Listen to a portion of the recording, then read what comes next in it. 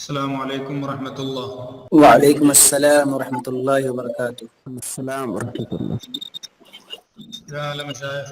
الحمد للہ شیخ، آپ کیسے ہیں؟ بسم اللہ الرحمن الرحیم، الحمد للہ رب العالمین، والصلاة والسلام علی نبینا محمد وعلی آلہ وصحبہ اجمعین، اما بعد۔ بسم اللہ الرحمن الرحیم۔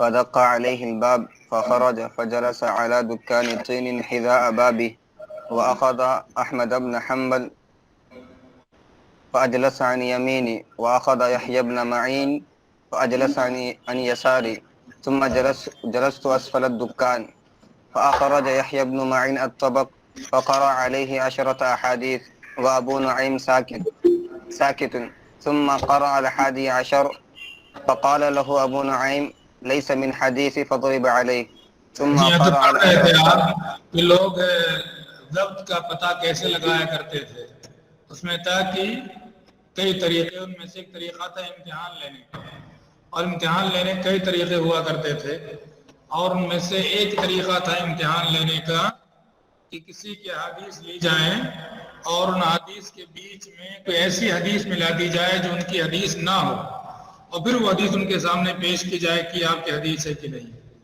ابو نعیم فضل بن دکین کا امتحان اسی طرح کا لیا تھا۔ یحییٰ بن معین نے منع کیا تھا امام احمد بن حنبل رحمہ اللہ نے کہ امتحان لینے کی ضرورت نہیں ہے، ایسا نہ کیجیے، آپ آدمی فقہ ہے۔ انہوں نے کہا نہیں مجھے لینا ہے امتحان، تو خیر، تو انہوں نے 30 احادیث لکھی، ہر 10 احادیث کے بعد ایک حدیث ایسی لکھ کے لے گئے جو ان کی حدیث نہیں تھی۔ مجلس میں گئے، پہنچے تو کہہ رہے ہیں کہ فجلس فخرج، دروازہ کھٹکھٹایا، باہر نکل کے آئے، اور اس کے بعد دروازے کے سامنے ایک چبوترا تھا۔ دکان کے معنی چبوترا، یا گاؤں میں دیکھتے ہوں جہاں بازار لگتا ہے تو سب لوگ اپنا اپنا چبوترا بنا رہے ہیں، تھوڑا سا اونچا کر کے بنا رہتے ہیں کہ بارش ہو کچھ ہو تو پانی نہ بھر جائے، تھوڑا سا اونچا کر لیتے ہیں، اسی کو دکان کہا جاتا ہے۔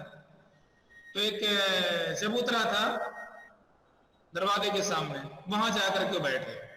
احمد بن حنبل رحمہ اللہ ان کو ہم نے دائیں طرف بٹھایا، اور یہ ابن معین کو ہم نے بائیں طرف بٹھایا۔ اور جو اس قصے کے بیان کرنے والے ہیں، کرے میں خادم کی حیثیت سے گیا تھا ان لوگوں کے یہاں، احمد ابن منصور الرمادی، وہ کہہ رہے ہیں کہ میں دکان کے نیچے بیٹھ گیا، چبوترے کے نیچے۔ یہ ابن معین نے اپنا طبق نکالا، طبق جس کے اندر حدیث لکھتے تھے ان کو طبق کہا جاتا تھا، جو بھی ہو، ورقہ ہو، اور 10 احادیث پڑھی۔ ابو نعیم ساکت رہے کہ ہاں ٹھیک چل رہی ہیں سب۔ اس کے بعد 11ویں حدیث پڑھی۔ ابو نعیم نے کہا لیس من حدیث، یہ میری حدیث نہیں ہے، کاٹ دو اس کو۔ انہوں نے کاٹ دیا۔ پھر اس کے بعد انہوں نے آگے 10 حدیثیں پڑھی، پھر اس کے بعد ایک حدیث آ گئی وہی والی جو زائد انہوں نے کہا کہ ہاں لیس من حدیث فضرب، یہ میری حدیث نہیں ہے، کاٹ دو اس کو۔ کہہ رہے ہیں کہ اس کے بعد تیسری 10 حدیث پڑھی، ساکت رہے۔ اس کے بعد تیسری والی حدیث سامنے آئی جو اضافی تھی۔ یہ دیکھ کر کے ان کا ماتھا ٹھنکا کا ہے، تو گڑبڑ ہو رہی ہے۔ تغیر ابو نعیم، تبدیل ہو گئے وہ، منقلبت عینا، آنکھیں پلٹ گئے ان کے۔ اور اس کے بعد یہ ابن معین جو بائیں بیٹھے تھے ان کی طرف متوجہ ہوئی، دائیں ہاتھ میں امام احمد بن حنبل کا بازو تھا ان کے، اور انہوں نے اشارہ کر کے ان کی طرف کہا یہ صاحب جو ہے دیکھ رہے ہیں ان کو، یہ اس سے کہیں زیادہ متقی اور تقوی شعار ہیں، یہ سارا کام کریں، کس طرح کسی کے حدیث لا کر کے حدیث داخل کر کے ان کا امتحان لیں۔ وَأَمَّا هَذَا، یہ جو سامنے بیٹھا بندہ، اشارہ میری طرف کا کہہ رہے ہیں، یہ جو ہے فَأَقَلَّ مِنْ أَنْ يَفْعَلَ مِثْلَ هَذَا، اس کی تو بساط نہیں کہ یہ کام کر سکے، یہ تو کر رہے ہیں ذرا، ان کا تقوی مانے ہے اور ان کا مقام مانے ہے۔ اور کہا وَلَكِنْ هَذَا مِنْ فِعْلِكَ يَا فَاعِلُ، کمی نہیں، تمہارا کام ہے سب، تم نے کیا ہے سب کچھ۔ ثُمَّ أَخْرَجَ رِجْلَهُ، پاؤں نکالا اپنا اور ایک لات مارا یہ ابن معین کو، اور جا کے گرے دکان کے نیچے، چبوترے کے نیچے گرے جا کر۔ وقام فدخل دار، وہاں مجلس سے کھڑے ہو گئے، سیدھے گھر کے اندر چلے گئے۔ جی ہاں، تو امام احمد نے کہا جب وہ اندر چلے گئے لات مار کر کے، تو احمد بن حنبل یحییٰ بن معین سے کہا میں نے آپ کو منع نہیں کیا تھا کہ امتحان کے پیچھے نہ پڑو، ان آدمی کے ثبت ہے، یہ فقہ ہے۔ تو یحییٰ بن معین نے کہا واللہ لرست لی، اللہ کی قسم ان کا جو لات پڑا ہے مجھ کو، یہ سفر کر کے میں گیا تھا یمن کا، اس سے بھی زیادہ محبوب مجھے یہ لات ہے۔ اس لات نے مجھے کیا بتا دیا؟ ہاں کہ ان کے بارے میں کوئی شک نہیں، کوئی کلام نہیں کر سکتا جی، ان کے حفظ ان کے ضبط میں کسی طرح کے کوئی مسئلہ ہے۔ تو نے کہا یہ جو لات پڑی مجھ کو، یہ سفر سے بھی زیادہ مجھے محبوب ہے۔ تو اس طرح سے بھی لوگ امتحان لیا کرتے تھے۔ شعبہ بن الحجاج یہ عمل اکثر کیا کرتے تھے راویوں کے حفظ کا اختبار لینے کے لیے۔ اگر انہوں نے جو الٹ پلٹ کر دی ہے وہ نہیں سمجھ سکا، چلا دیا، تو سمجھ جاتے تھے کہ راوی حافظ نہیں ہے، اور اگر مخالفت کی نہیں ایسی نہیں حدیث میری ہے تو سمجھ جاتے تھے کہ ضابط ہے۔ تو ایک طریقہ تھا یہ لوگوں کا امتحان لینے کا اور اس کے لیے پتہ لگانے کا کسی کے ضبط۔ تیسرا طریقہ تھا قلب الاسانید، اسانید کو الٹ پلٹ کر دینے کا، کسی سند کو دوسرے متن سے ملا دینے کا، کسی متن کو دوسرے سند سے ملا دینے کا۔ کبھی ایسا کیا کرتے تھے جیسا کہ بخارا کے محدثین نے کیا تھا امام بخاری رحمہ اللہ کے حفظ کا امتحان لینے کے لیے، اور اس کے بعد امام بخاری رحمہ اللہ نے ایک ایک حدیث کو اس کے سند اس کے متن کے ساتھ ان کی اصلی جگہوں پر پہنچا دی۔ تو آپ کے سامنے یہ آئے، ایک تو یہ امتحان کا نمونہ آیا ابو ہریرہ رضی اللہ تعالیٰ عنہ، دوسرے امتحان کا نمونہ آیا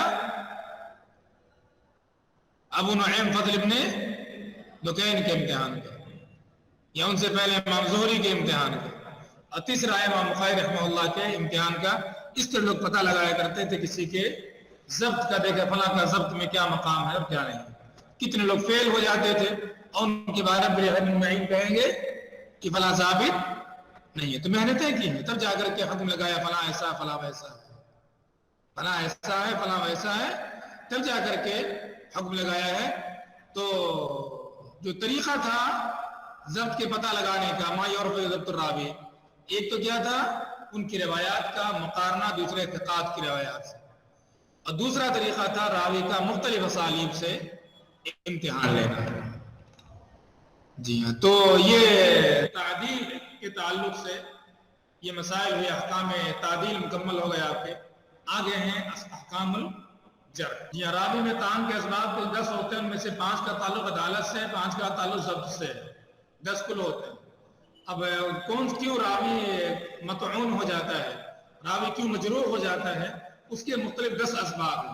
5 کا عدالت سے پہلے ان کا آغاز۔ جی، سب سے پہلا سبب راوی کے اندر طعن کا ہے وہ الکذب علی رسول اللہ، نبی صلی اللہ علیہ وسلم کی طرف جھوٹی بات منسوب کرنا۔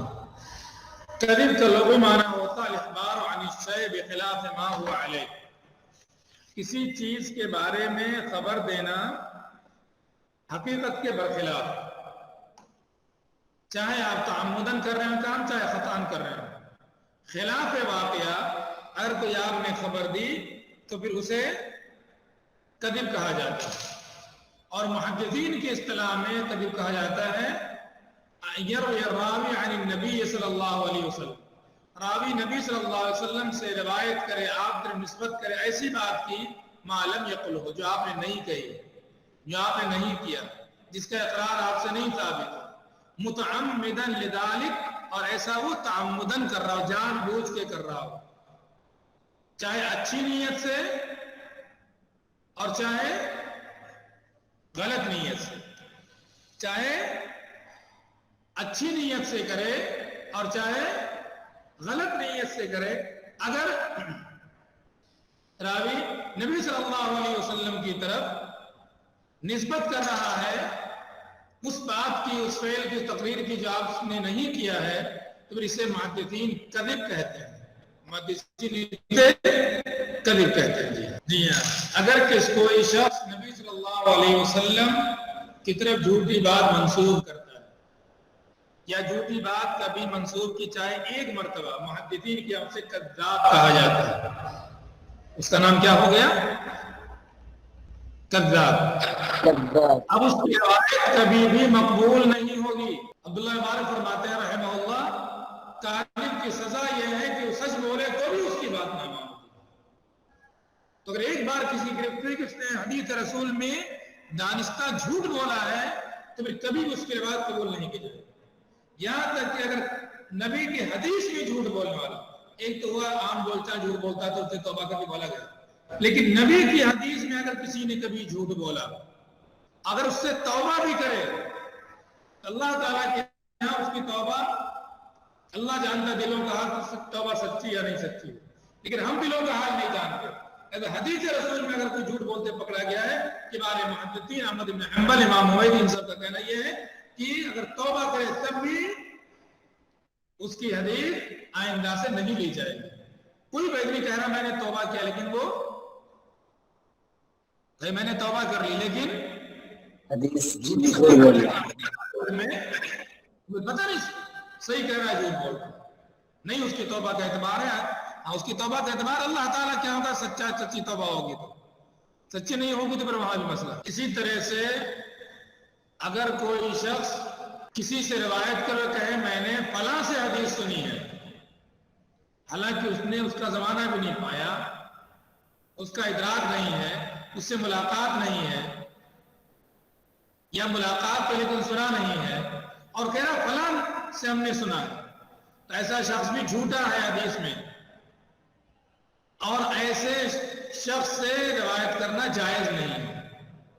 تو اگر ایک بار حدیث رسول میں جھوٹ پکڑا گیا کسی کا کہ کہا فلاں نے ہم سے حدیث بیان کی، حالانکہ فلاں نے بیان ہی نہیں کی تھی، کوئی اور چیز لے کر کے، اور آپ نے اس کی سند سے نسبت کر دی نبی کی طرف، ایک بار بھی اگر گرفت ہو گئی تو ہمیشہ کے لیے کذاب، اور اس کی ہر حدیث کیا کہلائے گی، اس کی ہر حدیث کیا کہلائے گی، مردود، موضوع کہلائے گی، موضوع، اس کی ہر حدیث موضوع کہلائے گی۔ یہ ایک بار حدیث رسول میں جھوٹ بولنے کی سزا ہے۔ جہود السلف فی نفی الکذب عن النبی صلی اللہ علیہ وسلم۔ تو نبی صلی اللہ علیہ وسلم کی طرف سے جھوٹ کو دور کرنے کے لیے، جھوٹ کے نبی کے لیے، جھوٹی باتیں آپ منسوخ کی ان کو الگ کرنے کے لیے اسلاف کی کیا جہود و خدمات رہی۔ جی ہاں، تو ایسے لوگوں کو اللہ تعالیٰ نے پیدا فرمایا، فراہم کیا، جو نبی صلی اللہ علیہ وسلم کی طرف سے کذب کو دفاع کرے، اور صادق اور کاذب حدیث رسول میں کون ہے ان کو الگ کرے۔ ابن حجر رحمہ اللہ نے ابراہیم بن محمد، جن کی کنیت ابو اسحاق الفزاری ہے، ان کے سوالے میں ذکر کیا ہے اسحاق ابن ابراہیم کے سے۔ اسحاق ابراہیم کہتے ہیں کہ ہارون رشید خلیفہ نے ایک زندیق کو پکڑا، زندیق جو ظاہری طور پر اسلام کا دعویٰ کرے، اندر سے کافر، اور ایسے لوگ پھر اسلام کے اندر غلط چیزوں کی نشر و اشاعت کیا کرتے تھے۔ کافر بن کے کریں تو کوئی سنے گا بھی نہیں، لیکن زندیق اندر سے کافر لیکن باہر اسلام کا اظہار، عالم بھی ہو سکتا بن بیٹھے آدمی، اور اس کے بعد نشر کرے علم غلط جو، تو قتل کا ارادہ کیا، اس کے حکم صادر کا قتل کرنے کا، تو اس نے کہا اَيْنَ أَنْتَ مِنْ أَلْفِ وَالْحَدِيثِ الْمَضَاقُ، آپ مجھے تو قتل کر دیں گے، لیکن 1000 حدیثیں جو میں کیا اوقات ہے ابو اسحاق فضائل ابن مبارک کے سامنے، ينقلانها حرفاً، یہ وہ شخصیات ہیں جو تمہارے جو موضوع حدیث ہیں چھلنی میں چھان کر کے ایک ایک نکال لیں گے، یہ موضوع، یہ موضوع، یہ موضوع، یہ موضوع۔ یہ ایسے علماء تھے جن کے اوپر زمانے کے خلفاء کا اعتماد تھا، یہ وہ لوگ ہیں جو جار رہے ہیں، اور ان کے جاتے ہوئے کسی کی مجال نہیں کہ نبی کے نام پر کوئی چیز جو سکہ چاہے چلا دے، نبی کے نام پر کھڑا سکہ چلے، کوڑا سکہ نہیں چل پائے گا جب تک یہ لوگ موجود ہیں۔ کہتے ہیں ما صدر اللہ احدا یکتب فی الحدیث، حدیث میں جھوٹ بولنے والے کا کبھی پردہ نہیں ہوگا کہ پکڑا نہ جائے، اور غلط کام ہو سکتا ہے پردہ رہ جائے، قیامت اللہ تعالیٰ دیکھے گا اس کو، دنیا پردہ پوشی، لیکن جو حدیث میں جھوٹ بولے وہ پردے میں رہ جائے، ایسا نہیں ہوا۔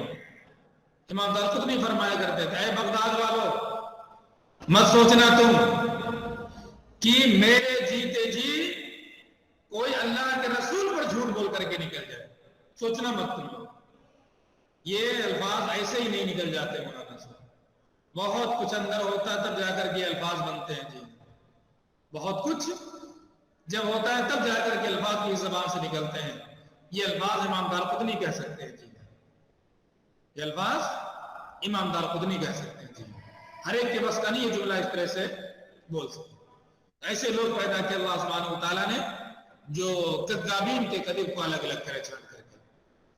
محدثین کے کچھ اسالیب تھے جن کے ذریعے پہچانا کرتے تھے کہ کون جھوٹا ہے, اور اس کے بعد ایک سرا جب ہاتھ میں آ گیا پہچاننے کا, آگے اس کے بعد ساری گرہیں کھلتی جاتی تھی اور پتہ لگ جاتا تھا کہ یہ کس نماز کا راوی ہے. جی ہاں, تو بہت سارے طریقے تھے کذابین کا پتہ لگانے کے لیے.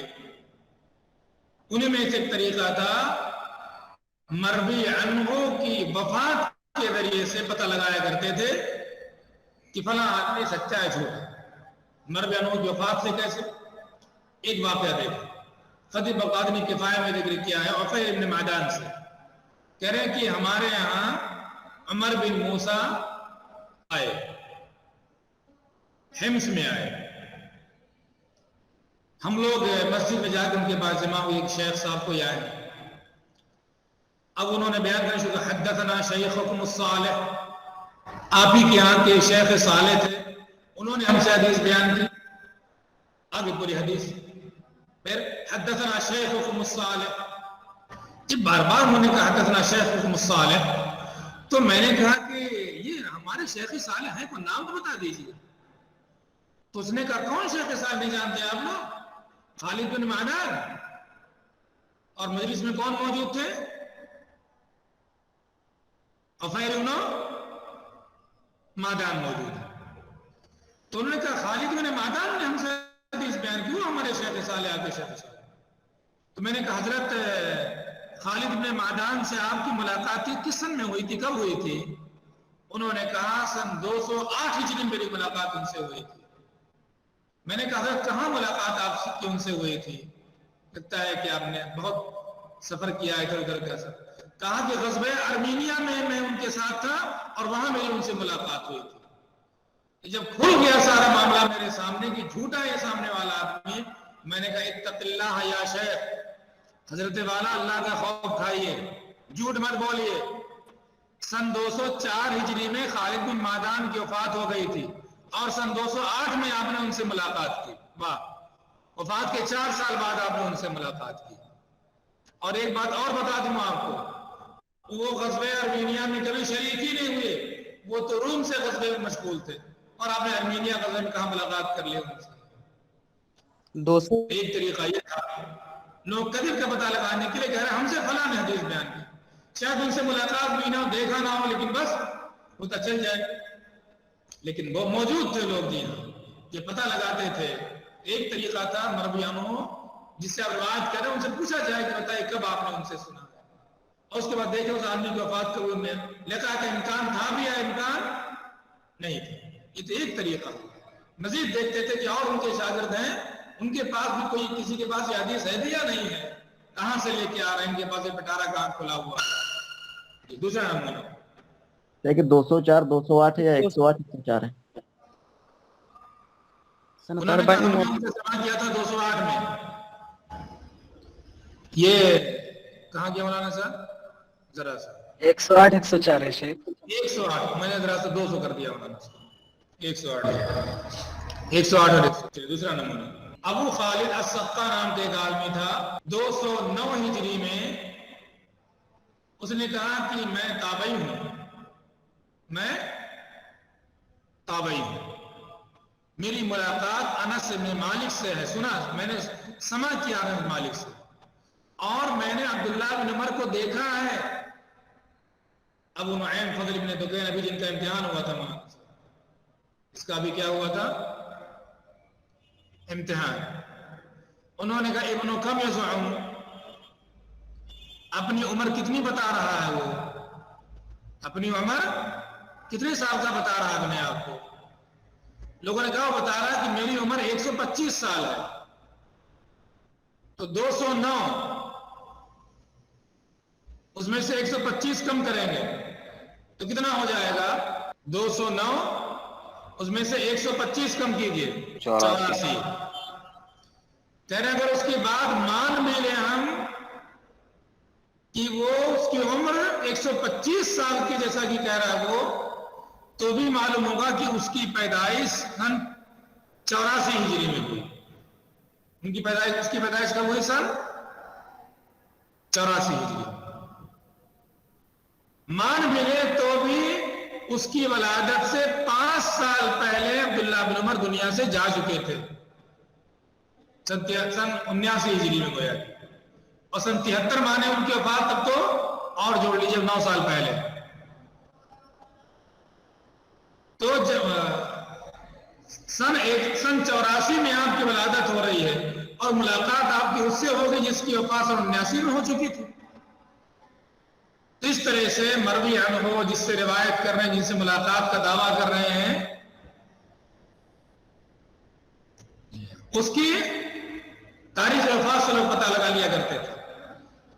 यही से मुहद्दिसीन ने एहतमाम किया कि जो रावियान हदीस मुहद्दिसीन हैं, उनकी तारीख वफात का के तारीख वफात और तारीख पैदाइश के इल्म का एहतमाम किया लोगों ने, किताबों में उसका इंदराज किया। और आपकी भी यहाँ जगह जगह जहां भी नाम आता है वहां भी, पिछले साल आपने उसूल तखरीज में इसी तरह जरूर तादील में उलमा के नाम आए, इसी सब आता था कि आप इसे कौन किस सदी का, कब का, क्या आलिम है, किस जमाने का है। जी हाँ, तो सुफियान थौरी कहते थे जब रावियों ने कदिब का इस्तेमाल किया तो हमने उनके लिए तारीख का इस्तेमाल किया। जो झूठा होता है उसका हाफिजा कैसा होता है? झूठे शख्स का हाफिजा कमजोर होता है, वो पकड़ में आ जाता है। जहां जहां साहब ने दाएं बाएं करवाया, उसको आगे पीछे उसका हाफिजा काम नहीं करता। कितना बना के पहले क्या रहा, ये कहेंगे तो ये कहूंगा, ये कहेंगे तो ये कहूंगा, उस तक ऐसा कोई मुझे सोचा ना हो उसने, तो उसका हाफिजा देता है कि बना के कह रहे हैं तो कहां से आदमी जो है जोड़ेगा। तो जब रवायत में कदिब का इस्तेमाल किया तो हमने उनके लिए तारीख का इस्तेमाल किया। एक तो तरीका ये था कद्दाबीन के पता लगाने का, दूसरा तरीका दूसरा है खिबरा और मुमारसा के जरिए से। रोज का काम ही उनका है रावियों को परखना, जो रावी हदीस बयान करने वाले उनको परखना, उनको देखना, उनका इम्तिहान लेना। जो सच्चे रवात होते हैं वो कैसे होते हैं, जो कातिब होते हैं वो कैसे होते हैं। तो ये परखते परखते जैसे एक सोनार को महारत हो जाती है कि सोना असली कौन सा होता है और सोना नकली कौन सा होता है, ऐसे मुहद्दिसीन को परख हो जाती थी कि कौन वाकई सच्चा रावी है और कौन झूठा रावी है। चेहरा देख के बता दें कि झूठा रावी है। इब्न अबी हातिम राज़ी नुआयब बिन हम्माद अल-खुज़ाई का वाक़या जिक्र करते हैं। उन्होंने एक बार सवाल किया अब्दुर्रहमान इब्न महदी से कि आप कैसे पहचान जाते हैं कज़्ज़ाब को, देख के समझ जाते हैं कज़्ज़ाब है। उन्होंने कहा जैसे डॉक्टर पहचान लेता है कि कौन असली पागल है और कौन कौन बना हुआ पागल है, कौन बना पागल है और कौन असली पागल है। जैसे डॉक्टर पहचान लेता है देख करके, उसे समझ में आ जाता है। जो इलाज ही करता है कि किन लोगों का, पागलों का, तो पागलों को देखते देखते तजुर्बा हो गया पागल कैसा होता है, असली पागल। अब कुछ लोग तो है जिनके बारे में भी शुबा लोगों को होता पता नहीं पागल है कि नहीं, अभी कुछ थोड़ी थोड़ी अलामात जाहिर होना शुरू हुई हैं। तो जैसे तबीब देख करके पहचान लेता है कि हाँ ये पागल है, जुनून इसके यहाँ, ऐसे ही वो लोग जिनका रात दिन का यही काम था रावियों को सुनना, पढ़ना, परखना, समझना, वो देख करके चंद बातें सुन करके समझ जाते थे कि ये कद्दाब है, झूठा इंसान। एक तरीका ये था। दूसरे फन का आदमी समझेगा क्या ऐसे बोल दो, कुछ चाहे बोल दिया ऐसे, लेकिन हर एक का अपना फन होता है। आप भी जरा सा नफ्स पकड़ के कुछ बता देंगे, नफ्स पकड़ के कुछ बता देंगे किसी के बारे में? नहीं, कुछ नहीं समझ पाएंगे, बस देखेंगे, बस धक धक हो रही है बस। लेकिन जो तबीब होता है वो नफ्स पकड़ के वो समझ जाता है जी इनको क्या परेशानी है, क्योंकि वही उसने काम किया है, वही उसने काम किया। ऐसे ही हर फन के लोग होते हैं, हर फन के होते हैं। खेतों में काम करने वाला किसान मिट्टी देख के बहुत कुछ बता देगा, آپ تو مٹی سب برابر ہے آپ کے لیے جی، کچھ فرق نہیں کون سی مٹی کیا کہ خبرہ اور ممارسہ ہوتا تھا کہ جس سے روایت آپ کر رہے ہیں وہی بتاتے کہ میں نے تو کبھی یہ حدیث سنی ہی نہیں، بیان ہی نہیں کی ساتھ میں، وہی تردید کر دے۔ ایک واقعہ ابن حبان نے ذکر کیا مجروحین میں معمر ابن یحییٰ سے، کہ ایک آدمی کھڑا ہوا حدیث بیان کرنے لگا اور وہیں پر یزید ابن ہارون رحمہ اللہ بیٹھے ہوئے تھے۔ حدیث بیان کرنے کے بعد فجعل یسأل الناس، لوگوں سے پیسے مانگنے لگا، فلم جو تب کوئی پیسہ نہیں دے رہا تھا۔ تو ہر سمے میں بھیک مانگنے والے کچھ نہ کچھ لوگوں کے لیے پیش کر کے تب بھیک مانگتے ہیں، کوئی جو کوئی کرتب دکھا کر کے بھیک مانگتا ہے، کوئی اچھا سا گانا گا کے بھیک مانگتا ہے، تو جہاں جیسا چلن ہوتا ویسا کر کے لوگ بھیک مانگتے ہیں۔ جہاں دیکھتا لوگ دعائیں چاہتے ہیں تو وہاں کوئی اللہ تعالیٰ کا حوالہ دے کر کے دعا دے گا، کوئی کسی اور کا حوالہ دے کے دعا کرے گا، تو سمجھتے ہیں سب کہاں کون سی دعا کرنا۔ وہ زمانہ کون سا تھا؟ حدیث کا، حدیث کا زمانہ تھا جی، وہ زمانہ دور تھا حدیث کا۔ تو مانگنے والے بھی مانگنا ہوتا تھا تو اس سے پہلے کچھ کیا سنایا کرتے تھے؟ چٹپٹی حدیث، چٹپٹی حدیث سن کر لوگوں کو لطف آئے، مزہ آئے، زیادہ ملے گا اس پر۔ ایک سامنے سنائی حدیث، فلم یہ ہوتا کچھ کسی نے نہیں دیا تو اس نے کہا ایسے کام نہیں بنے گا۔ اس نے کہا حدثنا یزید بن ہارون عن شریک عن مغیرہ عن ابراہیم قال اذا سأل السائل ثلاثة، جب کوئی سائل 3 بار سوال کرے فلم یہ ہوتا اور اسے 3 بار کے بعد کوئی نہ دے فیکبر علیہم 3، تو 3 بار اس کے ایسے لوگوں کے بارے میں اللہ اکبر اللہ اکبر اللہ اکبر کہہ دینا چاہیے۔ ثم مر، پھر وہاں چلتا بنا ہوا۔ جی ہاں، تو ہم لوگوں نے یزید بن ہارون بیٹھ میں نے کہا کہ حضرت یہ آپ سے حدیث سنا رہا تھا، یہ حدیث کیسی کون سی حدیث ہے یہ؟ اس نے کہا وہ خبیث نے جھوٹ بولا میرے اوپر، میں نے تو آج تک حدیث سنی ہی نہیں کبھی، اور میں بیان کیسے کروں گا؟ اس سے معلوم ہوگا یہ آدمی جو ابھی بیان کر رہی جھوٹا انسان، جھوٹی حدیث بیان کر رہا ہے۔ تو بہت سے لوگ ہیں جن کا بہت دخل ہے کذب کو پھیلانے میں، انہی میں سے کچھ لوگ کون ہیں؟ بھکاری لوگ، موضوع حدیثوں کو پھیلانے میں، اگڑ کر کے عام کرنے میں۔ اب دیکھیں ایسی سند پیش کر دیں گے جناب، تو اس میں ایک دخل بہت بڑا بھکاری لوگوں کا بھی ہے۔ جب یزید بن ہارون جب اس مجلس میں بیٹھے ہوئے تھے تو انہوں نے فوراً رد کیوں نہیں کیا؟ ارے بھائی ایسے لوگوں کے منہ نہیں لگتے، لوگ ایسے لوگوں کے منہ نہیں لگتے۔ ایک بار ایک مجلس میں احمد بن حنبل یحییٰ بن معین موجود تھے، تو وہ موجود تھے جی ہاں۔ اب ایک آدمی آیا تو اس نے ایک حدیث سنائی، حدثنی یحییٰ بن معین و احمد بن حنبل، اور پھر وہ لمبی حدیث پوری سنائی اس نے، یہ ایسا ہوگا تو ایسا ہوگا تو جنت میں ایسا، پوری لمبی حدیث سنائی اس نے۔ اب یحییٰ بن معین امام محمد کو تاک رہے ہیں اور امام محمد یحییٰ بن معین کو تاک رہے ہیں، وہ ہم دونوں کا نام لے کر کے حدیث بیان کر رہا ہے۔ تو امام محمد تو کچھ نہیں بولے کہ ایسے لوگوں کے منہ لگنا ٹھیک نہیں ہے، لیکن یحییٰ بن معین تیز ترار بہرا، ابھی دیکھا ہم نے کیسے تیز ترار لاتعداد بھی کھا جاتے تھے ضرورت پڑنے پر۔ تو انہوں نے کہا کہ دیکھو جو تم حدیث بیان کر رہے ہو کس نے تم سے بیان کی حدیث؟ کہا حدثنی یحییٰ بن معین محمد بن حنبل، کہا یہ دیکھو میں ہوں یحییٰ بن معین اور یہ میرے بغل میں یہ کون ہے؟ احمد بن حنبل، ہم دونوں تو یہ حدیث آج تک سنی ہی نہیں۔ تو اس نے کیا کہا،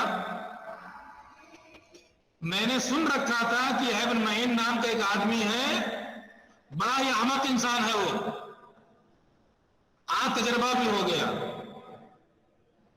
میں نے 70 لوگوں سے سنا ہے جن کا نام یحییٰ بن معین اور احمد بن حنبل ہے۔ آپ سمجھتے ہیں میاں میں ابھی ایک یحییٰ بن معین ہے، میں نے 70 اس نام کے لوگوں سے حدیث سن رکھی ہیں۔ کون لگے گا؟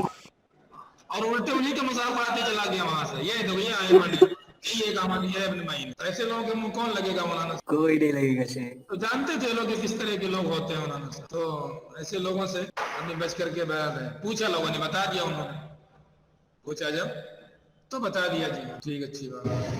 باقی کل انشاءاللہ. السلام علیکم ورحمۃ اللہ.